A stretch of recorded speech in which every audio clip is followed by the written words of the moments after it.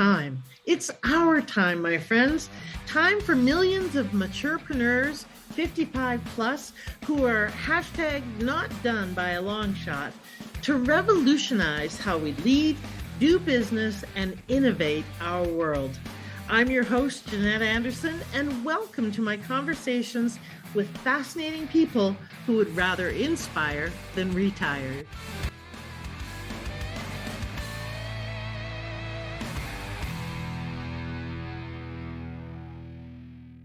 Hello, everybody, and welcome to this episode of the Maturepreneur Podcast. I'm here with the one and only fabulous Rosemary Carminati. Did I say it right? It's actually Carminati. Carminati. Sorry. Yeah. I was like looking at it after I said it and I went, oh yeah, not even close. Carminati. Okay. Thank you. And I normally check that in advance and didn't this time.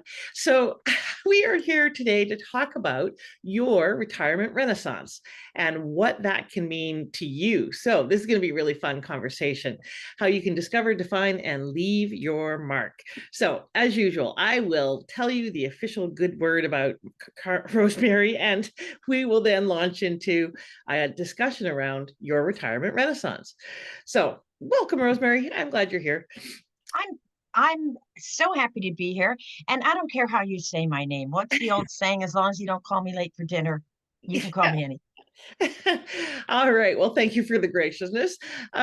As a personal development trainer, transformational speaker, and retirement specialist, Rosemary Carminati is known for her incredible journey from a thriving 30-year career in corporate sales to a life devoted to spreading joy and reducing stress. That's such a great commitment. Her story is a testament to the power of personal growth, resilience, and transformation. She facilitates several proven and sustainable personal/professional development programs and masterclasses. She's dedicated to helping her clients transition through career changes or retirement with reignited purpose and renewed vitality. So that's very cool. I love the spreading joy everywhere you go, and you do that really well. So that's awesome. Now, how about telling us something that people would never guess about you? Now that we know the official word, what's the juicy secrets behind the scene, behind, not on your website, that people would never guess? Well, there's a lot of juicy secrets, but I'll tell one that I'm not embarrassed about. I started professionally singing when I was a teenager. So a big part of my life is music. And don't be surprised if in a conversation I finish off a sentence with lyrics to a song. I'm one of those. So I have to gauge the people around me. Some people think that's fun and other people not so much. So wow. The ones who don't think it's fun, they just are not worth spending time with anyway. So, all right. So let's talk about your journey, because you've been on quite a journey. So tell me a little bit about your why. Why do you do what you do? Well, after the decades-long professional experience I had in corporate sales, I was very successful, but not so happy. I'm sure a lot of your listeners can relate to the idea, especially in sales. There's quotas, there's daily, what have you done for me lately? And I was in the groove. My consciousness was, I've got to do everything by myself. I've got to learn how to be more productive. I've got to take more courses. I've got to, you name it, it had to be done by me. And there's a consciousness we call by me, B-Y, me, which was what I was in for 30 years. So my success, my happiness was all derived by what I did and how hard I worked and how much I learned. And anybody that's been in that situation can attest to the fact that eventually things along the path, either you lose them or you get lost in what you're doing, but also you get burned out. And people like myself and others that I know that are doing that are also not celebrating and experiencing true happiness every day. Yeah. Because there's always something else they're supposed to reach before they get to that point of happiness. And there's the never ending bar. My mentor says chasing the white rabbit, like in, dog track racing, things like that, where you're just never going to win that game ever. Yes. Well, and it's interesting because you just mentioned that by me, and that as most women do, you measured based on how hard you worked and how much you learned, and always having that bar out of reach. Whereas most men tend to measure based on results, outcomes, Hmm. and their own or other people's. They compare externally, we compare internally. And so that's part of why it's so hard on women, is because we set this bar based on how hard we work, not whether we're effective. And that's really hard. That means that we have to work harder and harder and harder to get more results, and we burn out. So And never experiencing the fruits of your labor at the time that you have it. That's the thing that's key to me, is that everybody's waiting for that moment when they're going to experience happiness and fulfillment. And yes. what I was finding is I was doing that for the 30 years. And just as my foundation was crumbling, a Mm-hmm. crisis in my family happened. And Mm-hmm. it was a decades long crisis. It was 10 plus years of a lot of turmoil within my family. And so I didn't have a nice, strong foundation to stand on as it was. Mm-hmm. So, what that led me to was first a total disruption of my daily life, but Mm-hmm. also, I want to say, a crumbling of myself. I Mm-hmm. slowly, literally began to just break apart. And Mm-hmm. if you can imagine just a statue, something that's just eroding wear and tear over and over. And I use the analogy often that I was a boxer in a ring, and it Mm-hmm. was the 15th round, and they counted to 10, and there was no way I could get up again. Mm-hmm. I had just, there was nothing left. And I've used this analogy too, and some people can relate and some people are really affected by it, but I'm going to say it. I called myself to my friends and family a living corpse. Mm-hmm. I believed I was at the point that I had no value in life. No one else really cared about me. And it wasn't just because I was being dramatic or emotional. It was because I truly had lost faith in the people around me, the systems that are supposed to protect us, Mm-hmm. my higher power, and faith in myself.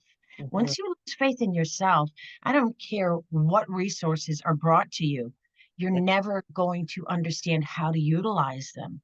Yes. And I was just at the lowest of low. Mm-hmm. Yeah. And that's a really tough place that I think a lot of people can relate to.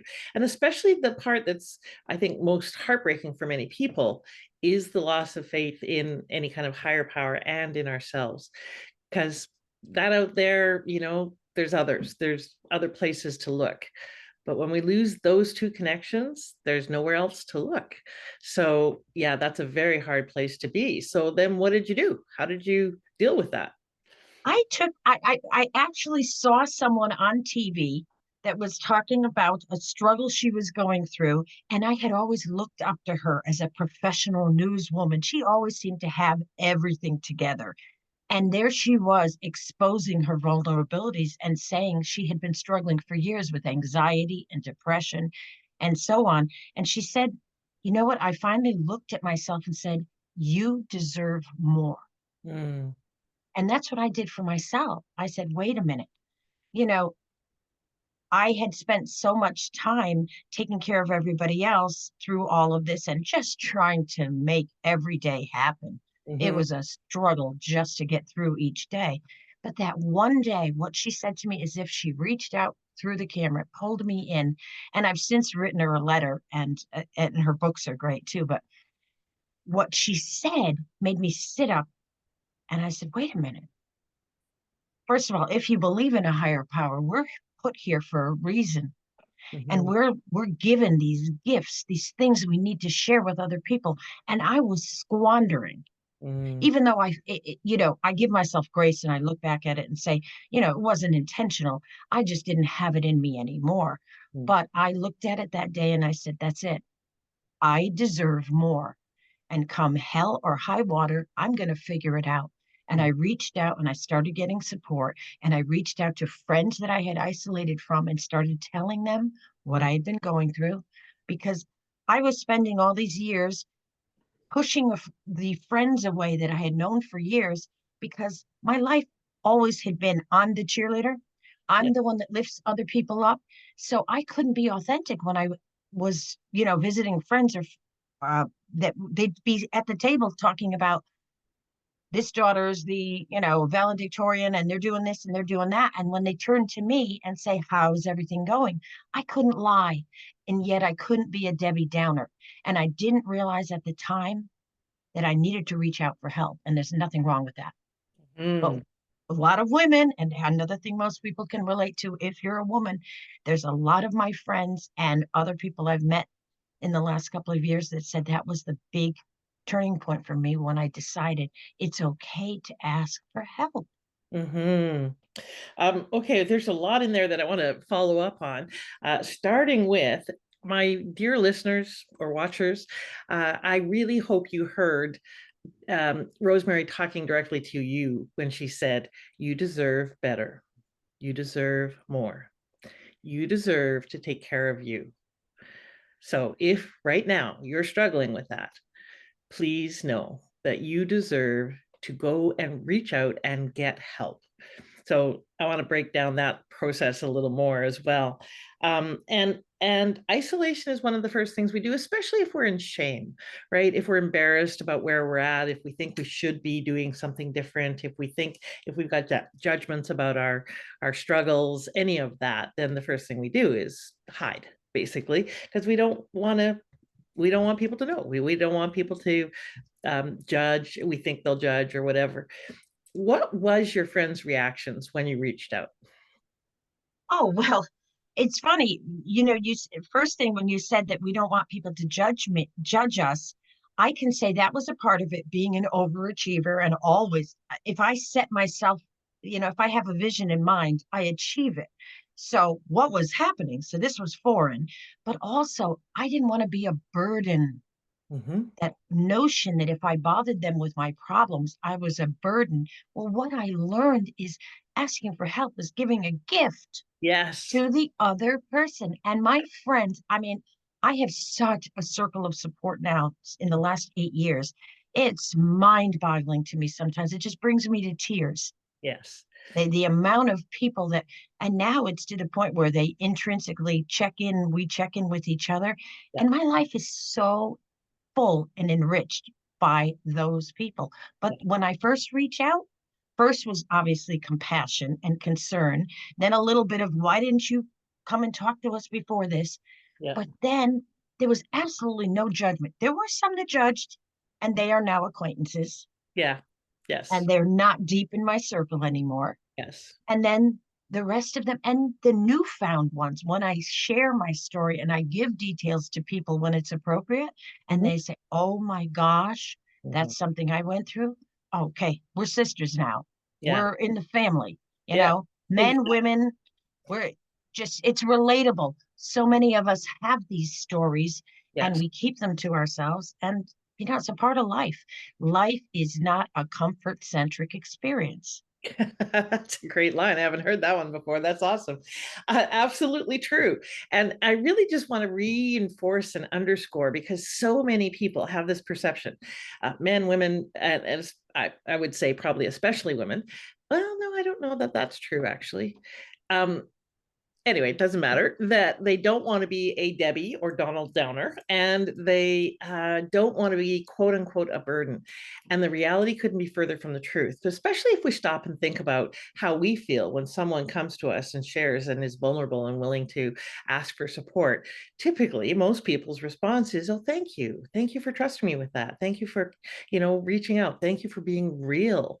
And there's so much value in the being real because we instantly become more trustable. We instantly give permission for them to be as real with us, which is so much relief when we're willing to say, I fucked up, or I'm really struggling, or I'm in pain, then they get to say that too. And and what a gift to give someone to have the space to be able to say, I'm having a hard day or a Well, hard. you just made me think of something. I love to I see sometimes visuals, analogies, things like that. And I was just thinking, when you share your burdens with someone else, I can collectively, sometimes I can see that person actually exhale. Mm-hmm. They've been holding in, I've got to be a certain way, and I'm worried about other people's opinions of myself. And here you are. let's say it was me and they looked up to me or they think I got it all together.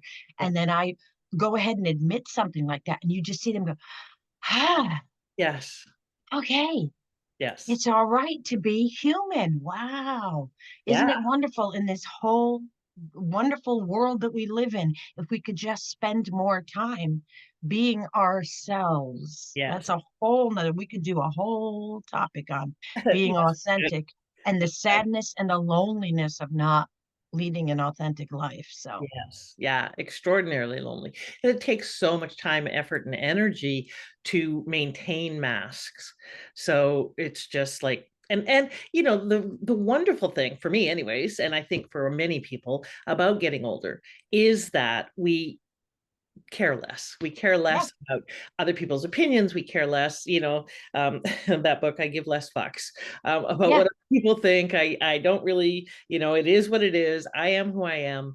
And there is far less approval issues than we had earlier in life, which is such a relief. Oh my God, let's talk about exhaling and your shoulders dropping. The yes. weight of approval issues is incredible. People twist themselves inside out.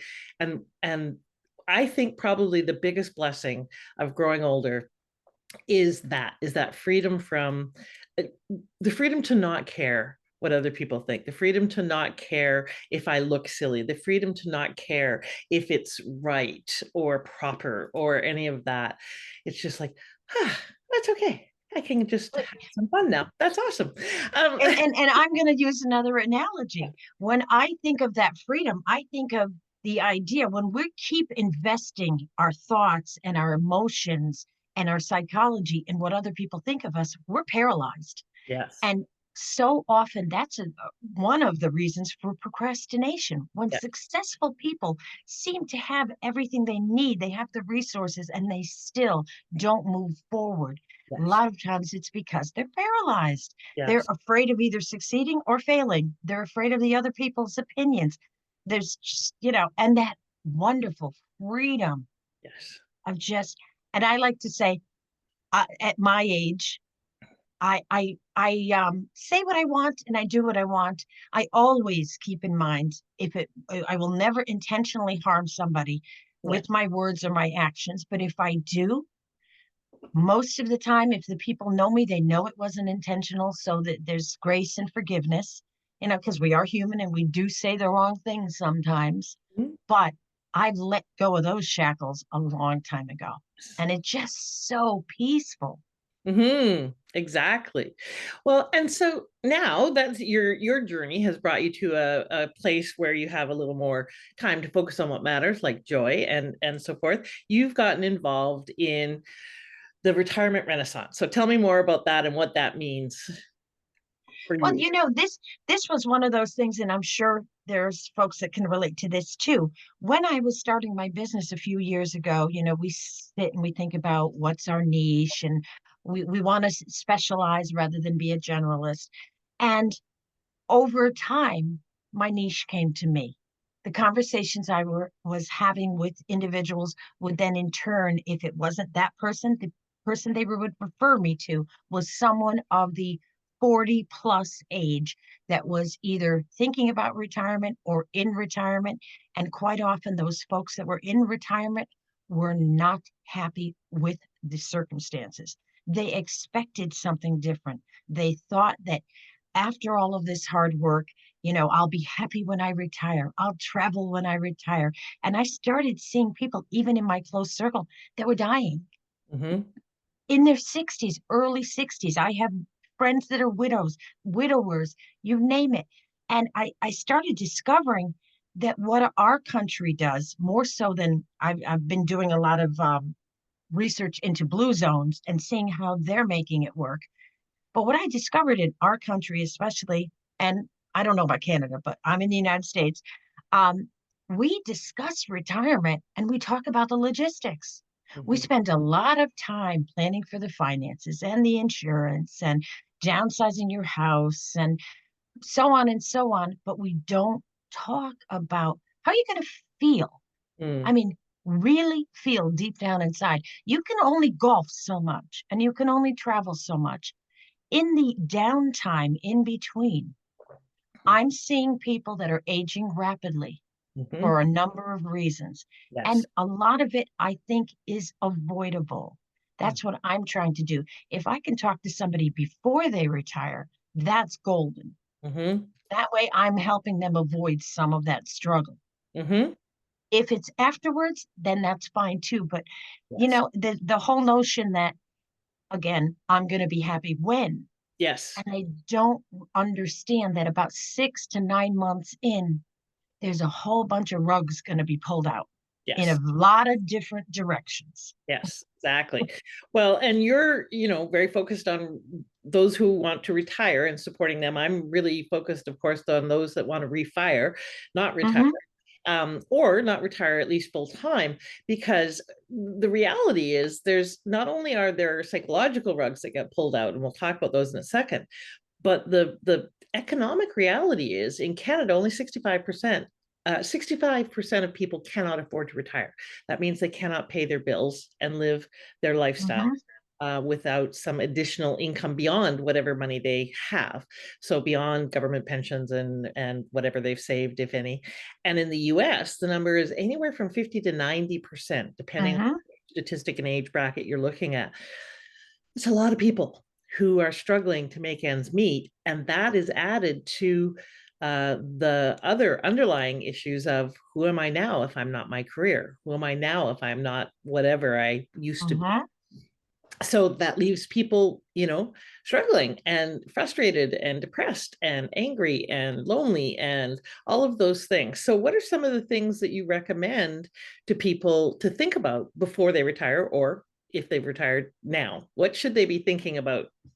Well, I get to the absolute bare bones basics when I start to talk with someone about planning for retirement.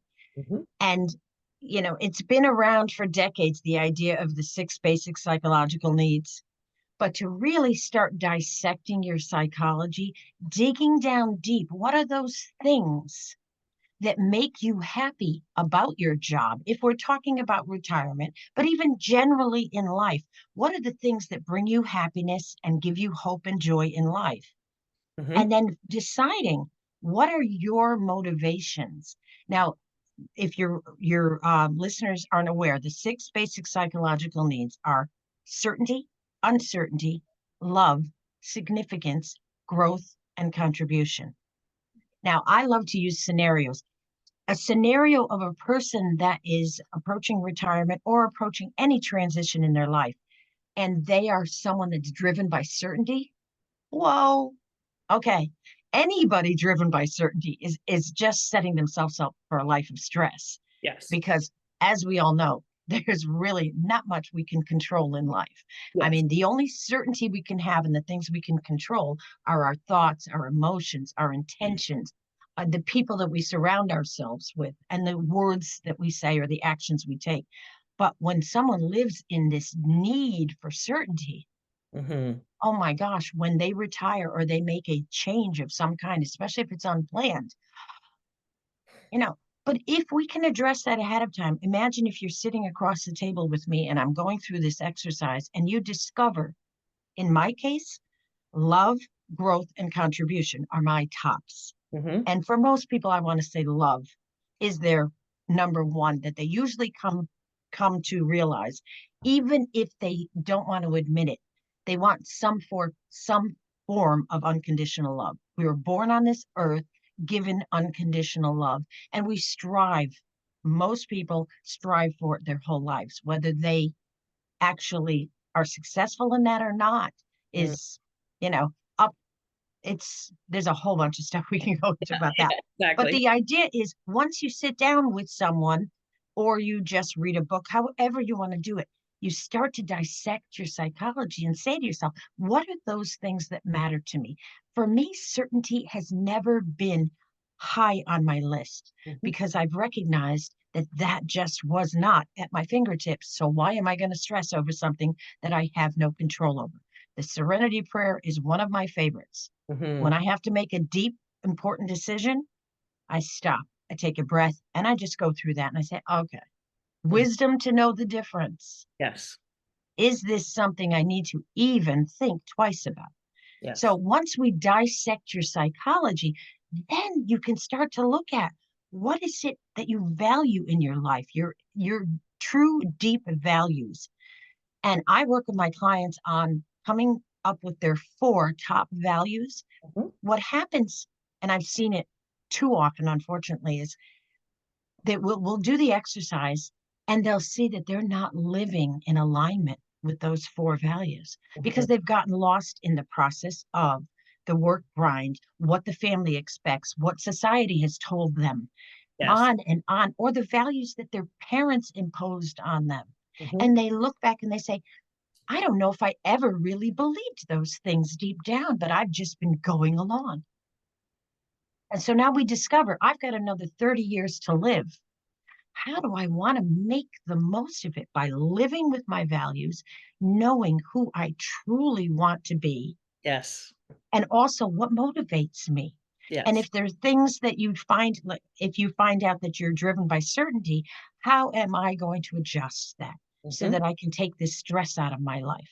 Yes. Yeah, absolutely. And for a lot of people who have been in uh, corporate jobs or any kind of work for a long time, that becomes something that the familiar and the Hmm. routine. One of the things that I learned when I took on my mobile lifestyle full time, because I've traveled a lot, but there's a big difference between that and selling your home and everything you own and sticking the rest in a 5 by 10 storage unit and being mobile for 8 years now. Um, there's a high degree of uncertainty with that lifestyle. And one of the things that I've learned is there's a thing called decision fatigue, which is an Hmm. actual thing. If you have too many decisions to make, you start to make poor decisions because you get to a point where you just go, fuck it, I'm done. I'm making a choice. And so you start just not making good decisions. That's not okay if the decisions that come after the fuck it are important ones, right? Right. They're minor, but it's not, a lot of times we put off the important ones. So it really is something that people need to take a look at. Are you someone who needs a high degree of consistency? If you are, then taking on a mobile lifestyle is probably not for you. Right.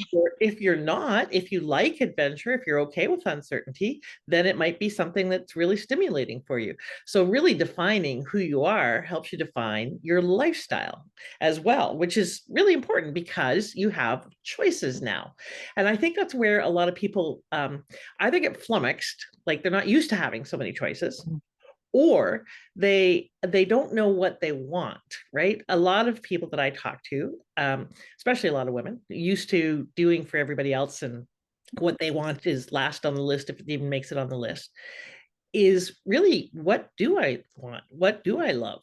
So what are some of the things that you do with people to help them clarify that if they're not in touch with what they enjoy, what brings them joy, what they love to do, even what they like? What do you do with them? Well, a sad part of what you said is that I have come across it quite often, and men and women, Yeah. because I've had clients.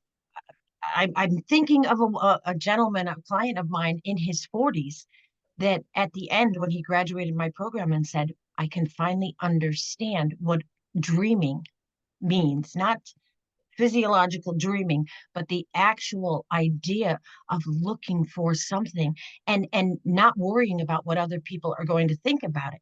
So Mhm. what we start looking at is, what are your gifts? Mhm. What are things that you love to do?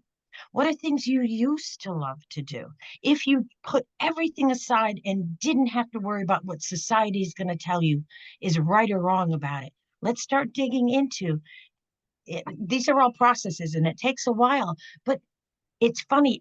There's one exercise we do where I call them hot, well, we call them hot pens. You put some music on and you just start writing. And I prompt with questions about envisioning the 5-year-old child, the 8-year-old child, what you would see as 10 years from now. Mm. Just write, write, write. And crazy things come up where they say, oh my God, I forgot that used to be very important to me. This happened to me last year. I had a vision for my business and Mhm. I was going in the direction that I was being counseled on, do the social media and blah, blah, blah, blah, blah, and the funnel. And we've heard it all. Yes. And I attended this one class online where I don't even know how I got the invitation, I just showed up. Something inside told me to Yeah. show up. And Yes. I'm on this Zoom call, and it was supposed to be for podcasters. Yeah.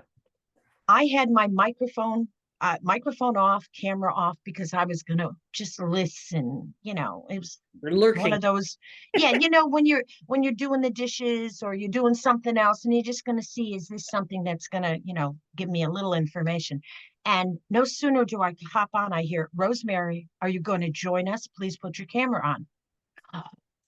So put my camera on. I'm faced with a screen full of people with headsets, microphones, windscreens, you name it. Professional Yeah. host. And the hostess says, why are you here? And I said, I'm not really sure. I just was drawn to it and I wanted to just listen. She said, well, we're hosts and we're always looking for speakers. So if you were to speak on a subject, give us your title. Divine intervention, those times when you just talk and you don't even know what came out of your mouth until afterwards.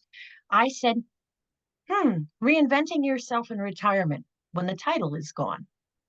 Mm. Well, from that moment, there was several of those people that reached out to me.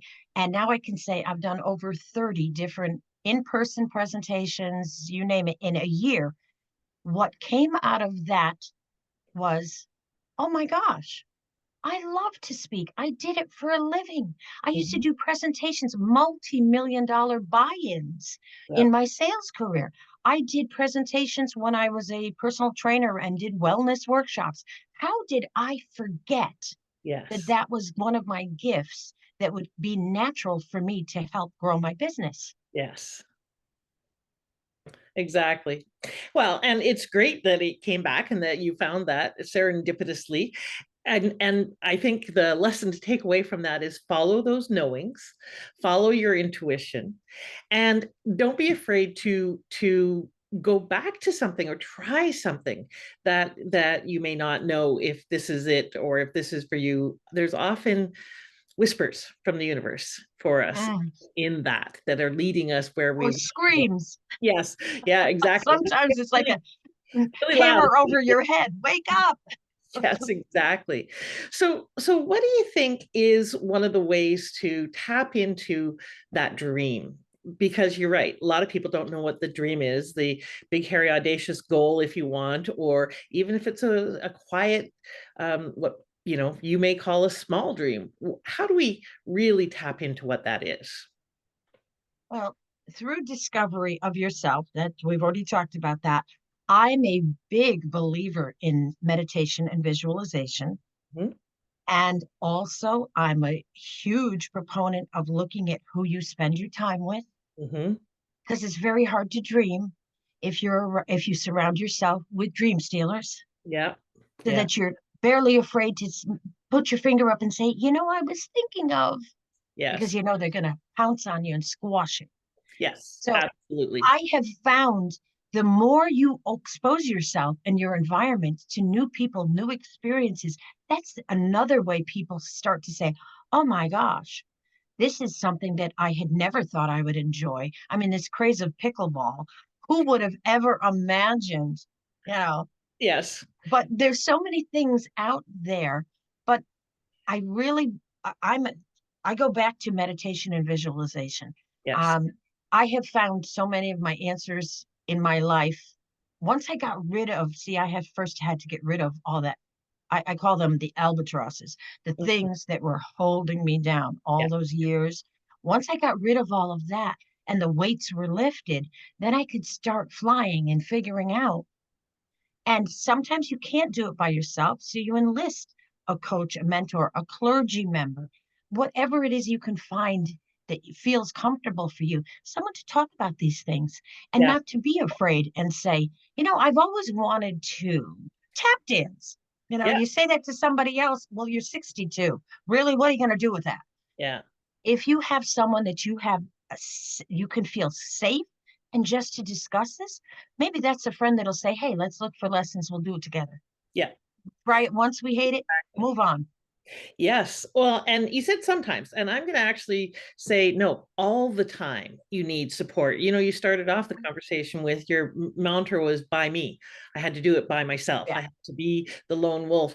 And hopefully one of the things we learned as we get older is that we don't do anything by ourselves. We Mm. like to think we do, but we are always in relationship. And the more that we call in support, I liken it in some of my trainings to if you've ever walked by a construction site where they're putting up a high rise and they're digging the foundation, that's a big, deep, wide hole because you couldn't put up a big building on a tiny little trailer pad. Mhm. You need a huge foundation to support whatever you're building.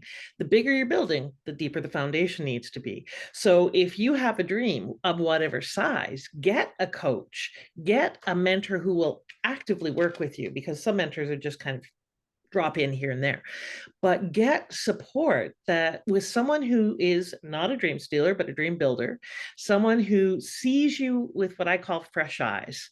Sometimes our friends and family see us as who we were, not as who we're becoming. Mm. And one of the most important things, there's a book called Change or Die by Alan Deutschman, and it's all about literally what's required to make changes. He studied 3 cohorts: morbidly obese, quadruple bypass patients, and extreme recidivists, so criminals. And in his research, it's a very academic book, but it's interesting ish. It's the conclusions are interesting. The research didn't so much fascinate me. But what he discovered was that if people were told, if you do not change, you will die. And that is the case in retirement. Oh, we're all going to die. But like you said, you don't want to die early. You don't want to die, be a living corpse. You don't want to be that person who has still got their song in them and is not singing. Uh, so to change, when told they were going to die, what percentage do you think changed? Oh gosh, 80%. Yeah, 10. 10, 9 out of 10 people would rather die than change. Literally. Oh, Yeah, I know. oh, I know you would how think. sad is that? Exactly. And so the keys to change that does take it up to 80% is the 3 R's: relate, reframe, and repeat. You Mhm. have to have people who relate to you as who you want to be, not as who Right. you were. That's what triggered this and reminded me of this was that previous conversation. And relate and reframe, you need to be able to see things differently, which is why it helps to get a coach like Rosemary or me or someone like that to really help you see things through a different lens, reframe your self concept. Because a lot of times, if you're transitioning from employee to an entrepreneur, or if you're transitioning from, stayed and stable to a mobile lifestyle, or whatever that may be for you, we need to reframe how we look at ourselves in the world. Uh, Hmm. and then repeat, you need a structure to support building the new habits. If you don't Right. have that, you don't build the new habit. It's like going to the gym once and thinking you're going to be fit. So when they have those 3 things, 80% change. That means 2 people would still rather die than change, but the much better odds. So I really encourage all of you, if you're retiring or refiring, those 3 elements need to be taken care of. And I love your conversation before about the 6 basic psychological needs and looking at that and saying, okay, what does that look like for me? Um, so Rosemary, how can people find out more about you and connect with you? I like to use LinkedIn for most of my connections. I also have a website. I'd probably be in the show notes. It's yourtransformationtrainer.com. Yeah. Love to continue conversations and, you know, Yeah. So tell people about your gift so that they can connect with you. well, I there's two gifts. You can either book a discovery call with me. And when I say discovery, I used to be a personal trainer. And one of my pet peeves was when I would see another co-trainer take a person around the gym and then the next person exactly the same machines, exactly the same settings, and so on. A discovery call with me is just helping you to understand some of the things that maybe you want out of life or some changes you want to make or just some questions that you want to ask yourself. Mhm. And then I also have an excerpt of my book that if you'd like to sign up for, I can email that to you as well. That won't be coming out till the summer, but I'll have you on my list. And when it comes out, it'll be an excerpt. My book does not have a title yet, but it is about the negative, the potential negative side effects psychologically that happen in retirement. Mm-hmm. And, I call myself a distributor of hope. So Mm-hmm. this is not going to be one of those books that's going to make you feel bad about yourself. It's going to let you know that even if you feel you're in this position where, oh, I don't know if there's, I'm scarce, I'm this, I'm going to help you feel and figure out what you're grateful for, how you're living abundantly, and you just haven't actually realized it. And Yes. then also help you live, I like to say, productive longevity. Mm. And before anybody gets mad at me, that does not mean you have to work if you don't want to work. It doesn't mean you have to be doing something physically every day. It's Yes. whatever your purpose is. If you decide to retire and be the best grandfather you've ever, could imagine, that's your productive longevity. Yeah. Because research has shown that if you have a purpose, Yes. when you retire, you add 7 years or more to your longevity. Yes, yes. And that ties back into significance being a really primary driver for so many people, which is why I think there are so many what I call maturepreneurs, those who still want to contribute. So it's not just Mm-hmm. a matter of can't afford to retire.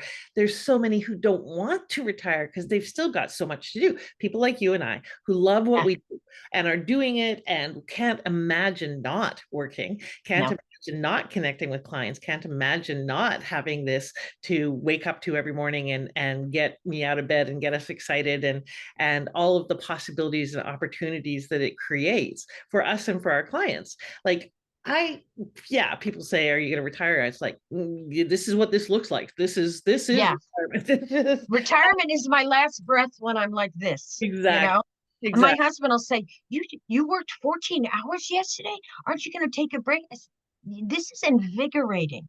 This Yes. is not work, Yeah. that whole notion of, yeah. So Exactly. productive longevity. Think about when I was younger, if somebody was 60 years old, oh my gosh, they got a foot in the grave. And how many people are living like that? I Yeah. have friends and people I know that spend more time counting what they can't do anymore Yes. or complaining about their bodily functions. Yeah. That's what they spend their whole life doing Yes. instead of what can we still do? What Yes. haven't we tried that we can do? Yes. And It's, what kinds of things do I want to do that would yeah, be fun, and how do I make that happen? We yeah. focus on the can't versus the how do I make it work, because our brains get much more productive and when we give it that to work with, how do I make this work, rather than, oh, I can't do that, or that's be too hard. I get so frustrated with the conversation around aging in general and Hmm. ageism. That's part of why I've really turned my attention to maturepreneurs, is because I was confronted with ageism. I literally became invisible. I was at a networking event, well, a cruise, and someone asked me, what do I do? And I was mid-sentence answering him, and he turns and starts talking to someone Oh, else. And I'm been like, there. yeah, I'm like, wow, what a dick, right? So I move on to the next group. Same exact thing happened. So I'm like, well, maybe it's me. Maybe I'm not showing up, but I got blue hair and I'm pretty visible. And so no, wasn't me. I wasn't dimming my light. I wasn't being a wallflower. What's going on? And I started to look. Every woman over 60 was completely and utterly invisible. I don't just mean ignored. I mean, literally, people did not see them. And it was this incredible awakening to me. I've been, the subject of many isms, sizeism, sexism, et cetera, et cetera, et cetera. But ageism was notional up until that point. And now it's like, well, this sucks. This needs to go. And so now I'm very committed to waking people up to the fact that life has changed for older people. Yes, we used to retire at 65 and die at 70 or 75. That's when it made sense to retire. They put retirement as close to when we were going to die as possible so they could afford to fund that, right? And now we're living for another 30 or 40 years. There's more centenarians living right now in history than cumulatively in all of human history. Yeah. And people being born now are supposed to live to 130, 120, Mhm. 150, depending on when they're born. So we need to reinvent what we think of as older age. And I think that, or being older, I think that people like you who are doing wonderful work to help people reinvent their perception of themselves, what's possible, where they want Mm. to go, getting in the driver's seat of your destiny for the next stage, whatever the length of that stage, being in the driver's seat versus in the passenger seat, hoping maybe the bus is going to go where you want and it'll be fun. Like, no, get in the driver's seat. Yeah, you know, and the idea that we are of less value or worth, again, start looking into the blue zones in the world, Yeah. okay, where actual elders are revered Yes. and they work until they want to stop working. And I can't see, I mean, I'd love to start a revolution in the United States where there would be no mandatory retirement and you would slowly phase out when you want to. Yes. 30 hours, 20 hours, become a consultant, but Yeah. stay with your company if you want to, Yeah. because you have a wealth of information that Wisdom. cannot be replaced by a new person coming out of college. Yeah, exactly. Yeah, I call it the wisdom workforce. And Mhm. we need more legislation, we need more lobbying, we need more awareness that people are not done at 65 and put out to pasture anymore. Like, that's not okay. And I actually believe, in there's statistics that show that most innovation in the next several decades is going to come from the wisdom workforce, because they Oh, have yeah. more broader perspective, and that broader perspective allows us to create total solutions as opposed to piecemeal things. And so there is a lot of innovation that's coming from this demographic, and we need to be seen and acknowledged for that innovation to make an impact. So anyways, I am so thrilled that you're here. And ladies and gentlemen, reach out to Rosemary, reach out to me, to coaches who can support you in really defining what is that next step for you. There are so many. I was talking with Janine Bolin yesterday. She's another fabulous woman to support this process. There are so many um, resources available to you that we don't necessarily know or see. For example, I would love you to check out maturepreneur.world. So mature, and then PRENEUR dot world, where we are launching the Maturepreneur Network, a place for connection, a place for you to get subject matter expertise, a place for you to come and network and connect and collaborate and create different ways of doing business. We were talking just before the show, and Rosemary was talking a lot about the collaborations that she's creating that's really supporting her business. So you're collaborating with, tell them a little bit about that real quick. I'm collaborating with folks that are already servicing my ideal clients. So they're financial advisors, Medicare specialists, Social Security, real estate agents that specialize in downsizing. These folks are helping my clients already. And then I'm stepping in and saying, here's something else you might want to think about. Yes, yes. And Yeah. so there's so much available when we can collaborate. That's the newer way of doing business. It's not about a competition now. It's Mm-mm. about collaboration, co-creation, and playing a bigger game by calling in support, by calling in people that we can work with.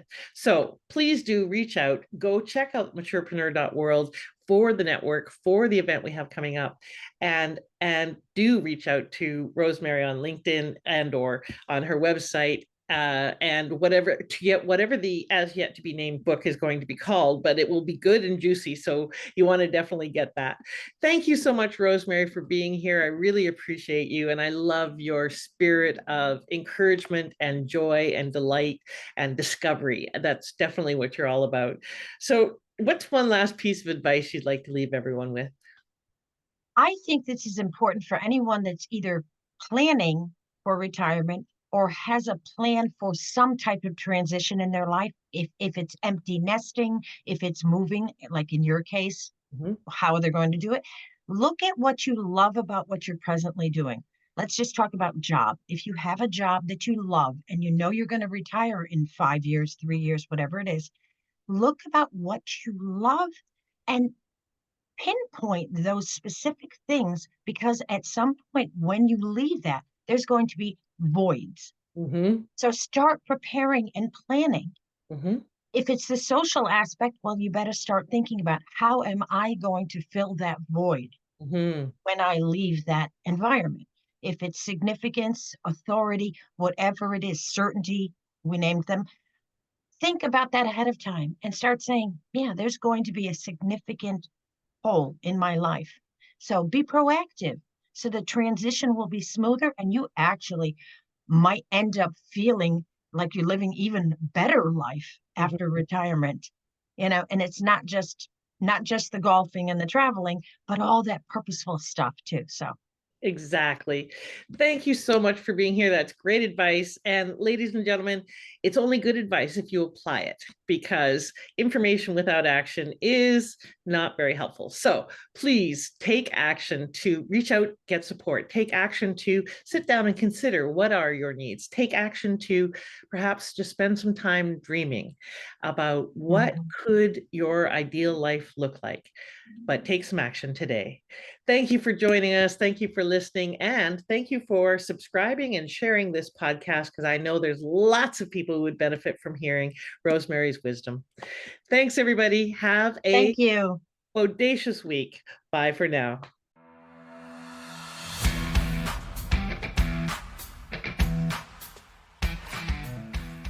Thank you for listening. I'd love it if you left a comment and subscribed.